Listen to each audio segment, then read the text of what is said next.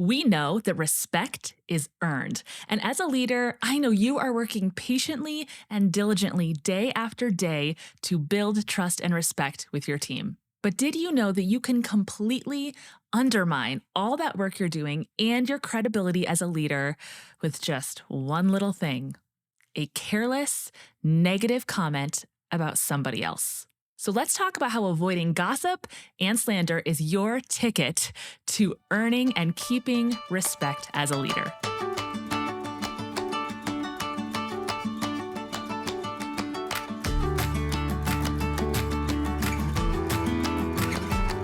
Hey leaders, welcome back to the Culture Keepers podcast. My name is Careless and I'm your leadership coach. And here on the podcast, we discuss topics that empower leaders like you to cultivate connected and thriving workplace cultures. And one of the biggest threats to a thriving and connected workplace culture is conflict. We know it, we've experienced it, we dread it. And so I have a guide for you that is 4 easy steps for drama-free conflict resolution. Why drama-free? It's because we often make handling conflict way bigger than it has to be in our minds. It really doesn't take much, but it takes an intentional leader willing to do the hard work, willing to step in, and that takes a level of confidence that a lot of us lack because it's not fun and it's hard and it's uncomfortable. So go ahead and grab this guide, 4 steps to drama-free conflict resolution, and just have that helpful tool in your hand the next time you run headfirst into conflict for the good of your team. You can get it by going to www.heycarelist.com/conflict, or you can grab it in the show notes. So today we're talking about the number one way as a leader you earn respect and keep respect from your team.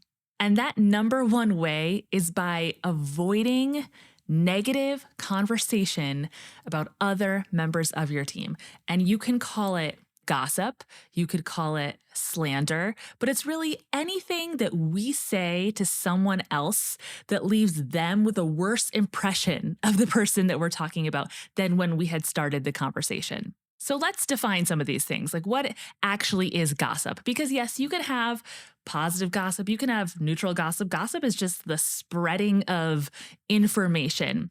But in this context, negative gossip is going to be the spreading of information without somebody's consent.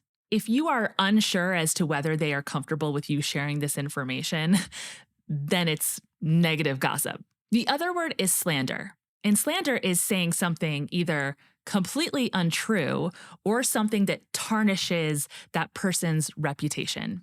And gossip and slander can sneak their way into our conversations very easily. This is something that happens. All of us are guilty of it at one point or another. And it can range from being totally casual to being totally malicious. Some of the ways that gossip and slander can show themselves are just in joking, in exaggerating about something or someone, in venting to another coworker about that situation or that coworker, complaining, criticizing, or I hate to say it, but just straight out malicious intent. And if you are a leader who listens to this podcast, then I am very confident that if gossip and slander are slipping into your conversations here and there, it is not out of malicious intent. But friends, I'm going to say it now, and I'm going to emphasize it as we continue in this podcast, is our words really matter. So even if you aren't intending harm, your intent is irrelevant in light of the consequences of your words. And we can justify that we were just joking or that we were venting and that this is something we have the right to, or people took what we said too seriously. But if we dig down deep, anytime we say something that puts somebody else down, it is because we are building ourselves up or seeking to make ourselves feel better at the expense of others. And that may not be our conscious intent, but if we were to stop and actually ask ourselves, why did I say that? Or why did I bring that up? Why did I feel the need to share that? It has to do with our personal insecurities. So let's give some examples. What could even subtle gossip or slander sound like in the workplace? Here are a couple examples. Did you see Jamie was late again? I'm just saying, starting to look bad. Or I couldn't keep a straight face when she was talking in the meeting. It was so cringy. Or I cannot believe that they put Alex in charge of this project. What a disaster. Or how about this one? Did you hear that Sam took another sick day? Very interesting. Okay, Sarah told me this, but this has to stay here. Or lastly, you remember when Taylor totally botched that report last year? I still can't believe she recovered from that. So, those are just a few of many different examples of how gossip and slander can just sneak in subtle ways. So, what are the damaging effects that happen when you, as a leader, engage in this kind of talk? Well, first of all, it's just hurtful. If you wouldn't say it while they were in the room or to their face, then you shouldn't say it. And when you consider why you wouldn't say it if they were in the room or to their face, it is most likely because it is hurtful. And again, friends, our words really matter. Another damaging effect is people lose trust in you as a leader if they're hearing this from you, because they're going to think if this leader is talking like this about that person, then I can only believe that they also talk about me this way to other people. You've all had those friends where they complain to you about other people all the time. It's basically all they can talk about. And you can't help but think they certainly aren't leaving me out of this game. They have to be talking about me to other people. I'm not magically exempt from this. And so there are things you stop telling that person. There's parts of you you don't share with that person. That person is no longer safe and they have lost your trust. And this is exactly what happens when you as a leader talk negatively about a coworker of one of your employees. Another damaging effect is it really hurts team morale and causes division. You've now implanted thoughts in people's minds about each other that they may not have had before. When I was a new hire at a job in my early 20s, I had an employer who decided to give me a heads up about other employees of this organization. And of course, I had no history with those people. I really didn't have much history with her. And why wouldn't I believe what she said to me, or at least assume some level of truth from what she was saying? And it really damaged my ability to connect with other employees on this team. It clouded my judgment and it made it that I didn't have success with relationships with some of these people for a really long time until time proved that what she was saying was actually not the truth. It was her opinion based on her insecurity or her hurt. And I had now taken this on as truth. And that caused our team to have a division before I even had the opportunity to build any relationships at all. And a final damaging effect is it destroys your credibility as a leader, because as a leader, there is a higher standard for you. You are expected to behave at a higher standard of excellence. And so it signals to others that you may lack a level of discretion and integrity. So now that we know the damaging effects, always got to start with the bad news. There is good news and there are solutions. There are ways we can train ourselves to curb our tendencies to do this because they're there. We would all like to think that we are above this, but we're certainly not. But what we can do is work at it, right? We can start to get better at thinking about what we're going to say and the effects of our words and curbing these habits. So I have 5 solutions for this. So the number 1 is be Switzerland, be neutral. Here's what I mean. If somebody comes to you and starts engaging with you in negative talk about somebody else, there are three things you can say.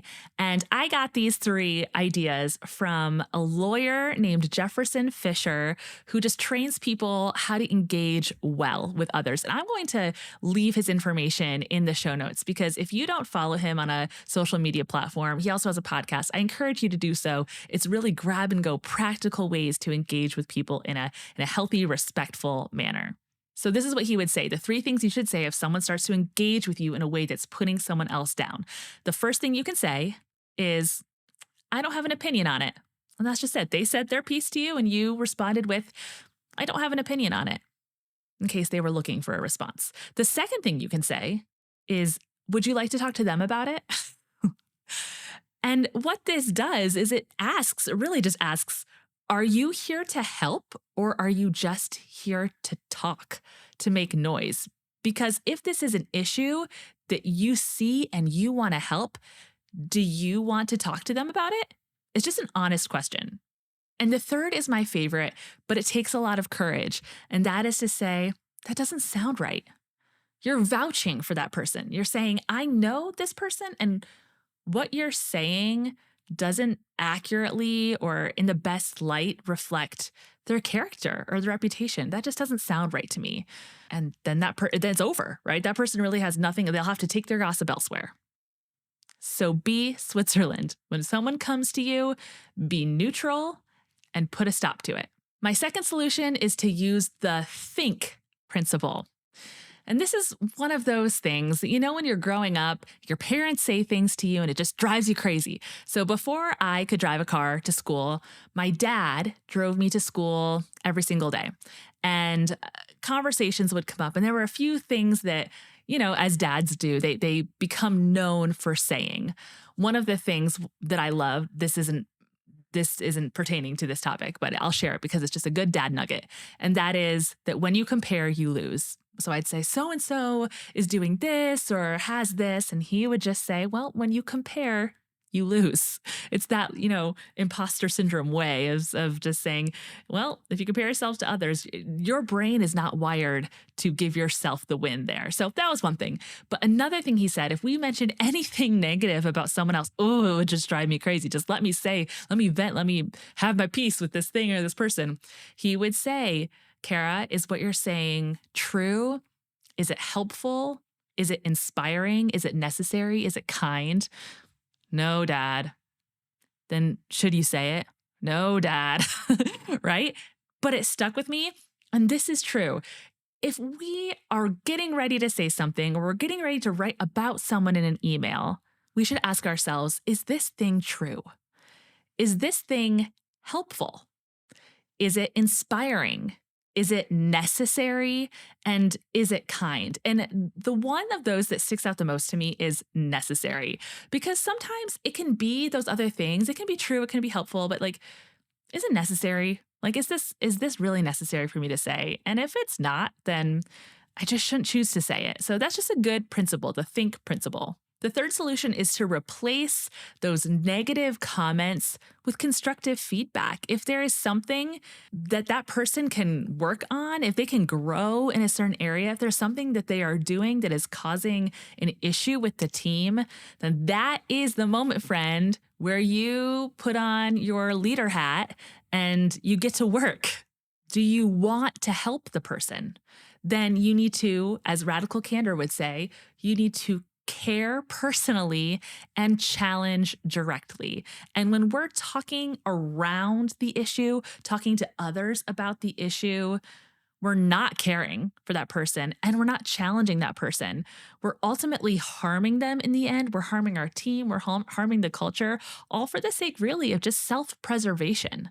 So push yourself to turn those thoughts and temptations to speak about those thoughts into a drive for constructive feedback. And when you do this, when you model what this looks like, then it's a lot easier when other people come to you with that gossip for you to challenge them to do the same, because they will have seen it modeled in you and you can encourage them, and that will do amazing things for your culture.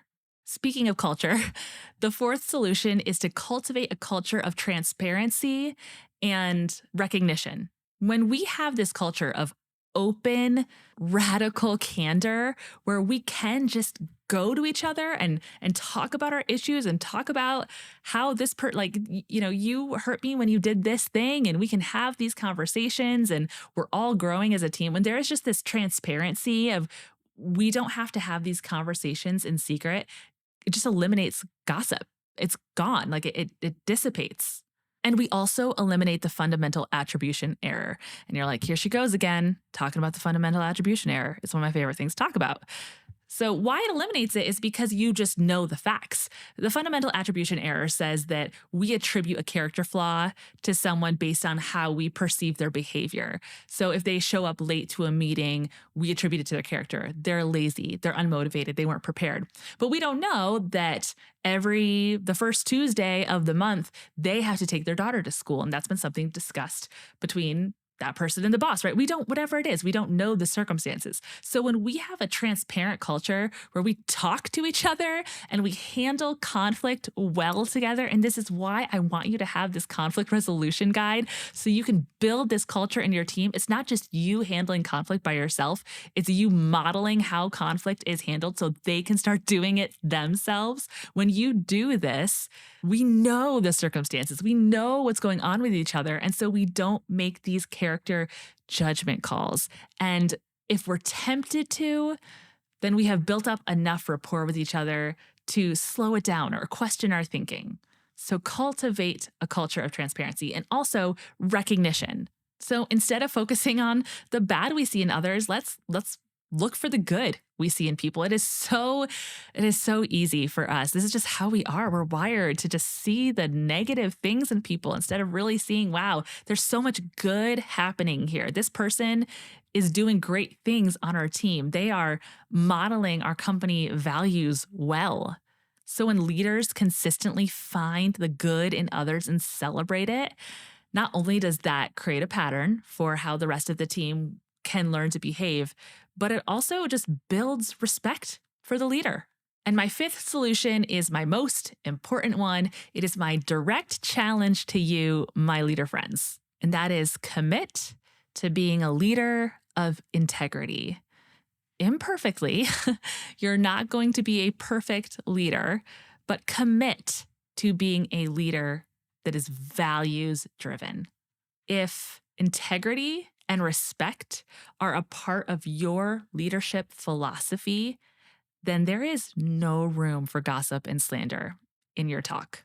So my challenge to you is to hold yourself accountable to this by letting your team know.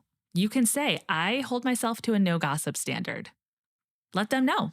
And that way they know what to expect out of you. They know that you're not really going to engage in that way. It gives you that accountability. And does that mean you can never vent about people? No, but it means you don't do it at work with your colleagues. You do it at home with your partner. You do it with your best friend who's not employed at your organization on a girls' night out. Sure, you have to vent. Go do it in therapy. Go do it with your leadership coach, but don't do it with your colleagues and your coworkers. So I'm not saying that you can never vent or you can never do those things. What I'm saying is when you do that with your employees, with your colleagues, it is a major culture killer. And yes, it will undermine your credibility. So when you do, because again, you're not perfect. I'm not perfect. I was not perfect in this way in my positions of leadership. Then apologize, then own it. Model what it looks like to say, I did this and this does not align with my values and it doesn't really align with our company values. We want to be a company of integrity. We want to care for each other well. I was coaching a leader who recently told me that she was in a situation where she was trying to help one employee in a specific way. And why she was trying to help them in a specific way was because of what she learned the hard way with another employee. And unfortunately, in her lack of clear communication, she wasn't prepared to say what she needed to say. She overshared about the other colleague. She let too much information in, and that really bothered the one employee she was talking to. It was confusing to her because she started to ask, can we just talk about my performance? What does this have to do with that person's performance? And even just in that, she felt uncomfortable that she was getting information that she didn't need. And it was just it was a little bit of a mess. It wasn't a huge deal, but that employee had enough courage to kind of stop it in its tracks. And my leader friend was able to see this, was able to perceive, you know what? I spoke too much. I overshared. I gave information that wasn't yours to have. This was confidential. I overshared. So what she did was she apologized. She fully owned it. She fully owned its ramifications, how it made this employee feel, how she would just feel so bad, like that she just felt bad about breaking that employee's confidentiality relationship with her. So she fully owned it, owned the consequences, apologized, and made it right. And so, friend, let that be just an example to you. It's going to happen. And so, when it does, one way that you stick to your values is by just making it right with a sincere apology. So, let's recap. Gossip and slander undermine trust. But when your actions match your values, respect is inevitable. It's just going to happen. Think about the people you respect and why. That's how it works. So, friends, will you challenge yourself this week to just reflect on your habits?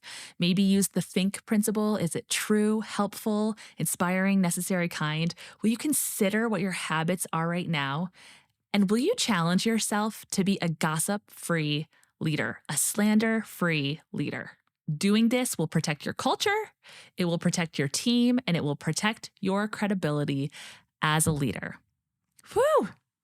Okay, good stuff. Was that helpful for you? I would love to hear from you. If that was, and you are listening on Spotify or Apple Podcasts, can you leave a rating and review to let me know that this was helpful to you? That would just mean the world to me.